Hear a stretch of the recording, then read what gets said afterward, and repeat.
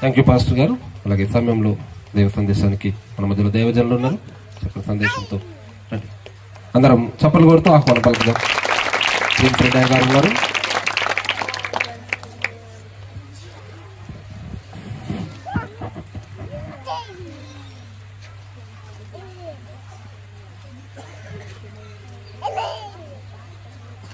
మంచిది. దేవుని పరిశుద్ధ నామానికి స్తోత్రం కలుగును గాక. హల్లెలూయా, హల్లెలూయా. ఊరంతా వినబడాలి. వినపడుతుందా? మళ్ళీ చెప్పండి. ఊరంతా వినపడి చెప్పండి. మంచిది. మరి ఈ చక్కటి అవకాశం కదా, దేవుని స్తుతించట ఏంటిదట?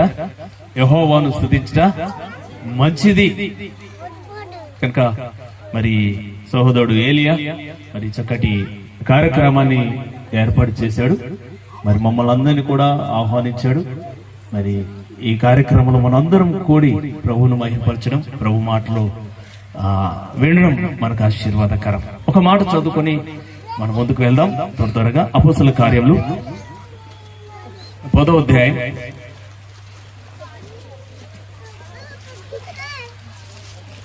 33వ మాట చదువుకుందాం. అపోస్తలుల కార్యములు 10వ అధ్యాయము 33వ వచనం.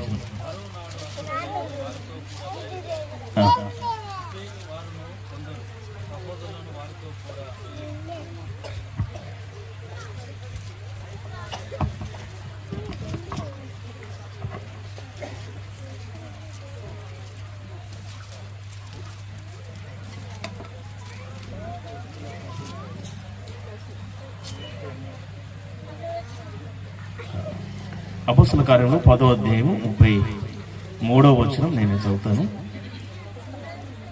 వెంటనే నిన్ను పిలిపించి తిని నీవు వచ్చినది మంచిది, ప్రభువు నీకు ఏం చేయాలి? నువ్వు వాక్యాన్ని వినాలి అని చెప్పాడు.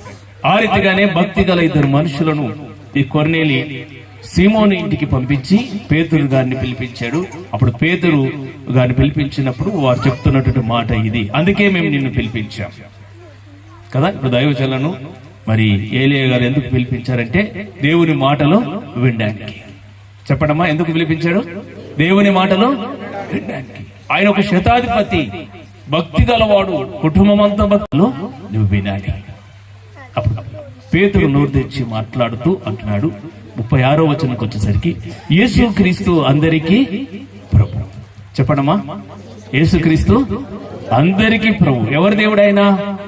పలానా వాళ్ళ దేవుడైనా?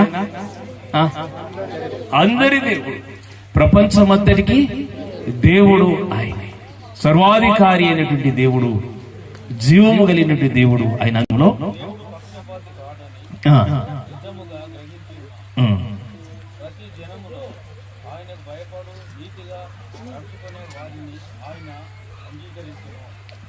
సరే 39-40 ఎవరన్నా బైబిల్ చదవడానికి ఒకరు ఎవరైనా మైక్ దగ్గర.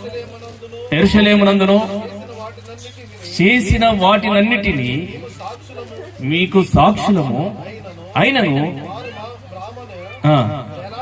మ్రానున వేలాడదీసి చంపిరి. దేవుడు ఆయనను 3వ దినమున ఆయనతో కూడా అన్నపానములు పుచ్చుకున్న మాకే ఆయన ప్రత్యక్షంగా కనబడినట్టు అనుగ్రహించెను.